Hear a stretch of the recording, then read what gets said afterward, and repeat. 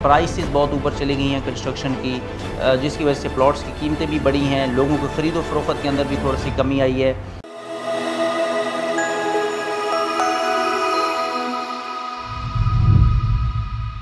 अस्सलाम वालेकुम viewers, this is खाबर Ayub from खाबर properties. आप हमारा यूट्यूब का चैनल देख रहे हैं। आपका तहे दिल से हम मशकूर हैं, शुक्रिया अदा करते हैं कि आप हमें पज़ीराई करते हैं, कमेंट्स करते हैं, वीडियोस को लाइक करते हैं, डिफरेंट कंटेंट जो हम आपसे शेयर करते हैं।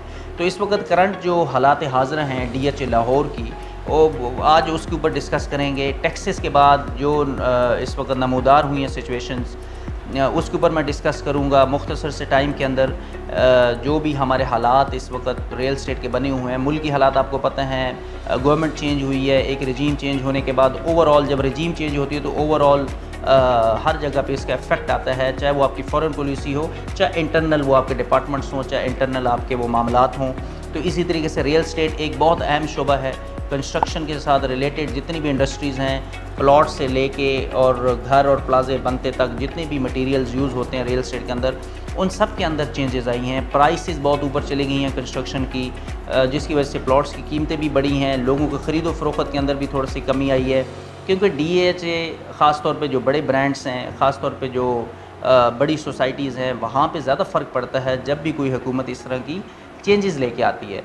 तो गवर्नमेंट ने अपने टैक्स अपने बजट के अंदर ख्वाह वो क्लियरेंस एक नहीं दी, एक क्लैरिटी नहीं दी कि टैक्सेस कहाँ कहाँ पड़ेंगे, ख्वाह वो DC वैल्यू के ऊपर पड़ें या वो FBR के ऊपर पड़ें या वो मार्केट नर्ख पे पड़ें या ओवरऑल प्लॉट्स के लेन देन में करें, चाहे आप 5 साल में लेके बेचें, चाहे वो आपका 17% टैक्स है, वो सुपर टैक्स के नाम से हैं। एक क्लैरिटी नहीं है। डिफरेंट हल्का अहबाब, डिफरेंट एक थिंक टैंक्स की डिफरेंट सोच है, डिफरेंट किस्म की लोगों की राय है। लेकिन मेरा मानना ये है कि let's not comment on it, थोड़ा सा वेट किया जाए। बाइंग अगर आप कर रहे हैं या अगर आप सेलिंग कर रहे हैं तो उसमें इंतज़ार किया जाए। उसका फ़ायदा ये होगा कि 1-2 महीने तक क्लैरिटी आ जाएगी, एग्जैक्ट पता चल जाएगा कि कहाँ पे गवर्नमेंट के किस सेक्टर में कितने टैक्सेस हैं, क्या फ़र्क पड़ेगा, कितने अरसे की प्लानिंग आपको करनी चाहिए इन्वेस्टमेंट करने के लिए।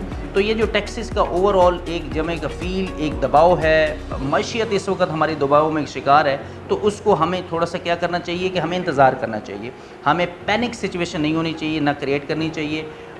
इंतज़ार अगर कर लिया जाए तो उसमें मेरा ख़्याल है कोई मज़ा का ख़ैज़ नहीं है। बेहतरी ही के लिए इंतज़ार करना चाहिए। और प्रॉपर्टी की बाइंग सेलिंग तो होती रहती है, उसके अंदर एक आपको क्लैरिटी होनी चाहिए, क्योंकि गवर्नमेंट ने इस वक्त CVT स्टैम्प ड्यूटीज़ भी बढ़ाए हैं। गवर्नमेंट ने टैक्सेस में भी इसमें आपका जो आप अगर साल में बेचेंगे, 2 साल में बेचेंगे, 5 साल के पीरियड के अंदर बेचेंगे, इन सब के अंदर फ़र्क ज़रूर आएगा और इन पे फ़र्क पड़ेगा। क्योंकि हम एक्सपेक्ट कर रहे हैं कि जो बड़ी सोसाइटीज़ हैं, बहरिया, गुलबर्ग, DHA, जितने चैप्टर्स हैं, इनके कमर्शियल रेजिडेंशियल प्रॉपर्टीज़ के ऊपर प्राइसेस पे भी फ़र्क पड़ेगा। प्राइसेस कम से कम आई बिलीव कि 20-20, 25-25 लाख रुपए का ज़रा फॉल आएगा, गिरेंगी प्राइसेस। तो एक मुस्तहकम जब स्टेबिलिटी आ जाएगी तो उसके अंदर आप थोड़ा सा ये देख सकते हैं कि कब आपने प्रॉपर्टी ख़रीदनी है और कब इसको करना है। तो ओवरऑल इस वक्त अगर हम बात की जाए तो DHA लाहौर की थोड़ी सी प्राइसेस थी, वो ज़रा कम आई।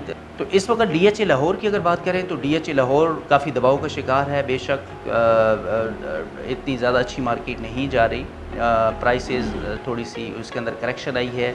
DHA लाहौर के अंदर फ़ेज़ 7 अगर बात की जाए तो फ़ेज़ 7 ने काफ़ी बेहतर परफॉर्मेंस दी है। फ़ेज़ 7 के अंदर क्योंकि कम एक तो बजट के अंदर आपको डिफरेंट लोकेशन के प्लॉट्स मिल जाते हैं, तो लोगों ने फ़ेज़ 7 के ऊपर ज़्यादा तवज्जो दी है DHA लाहौर में।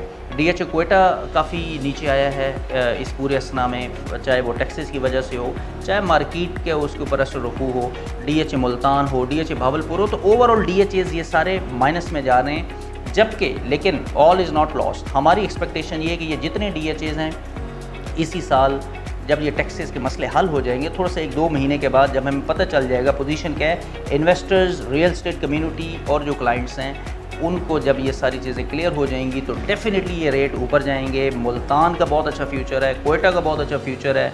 तो इस वक्त सिर्फ पैनिक नहीं करना, सब्र करना है।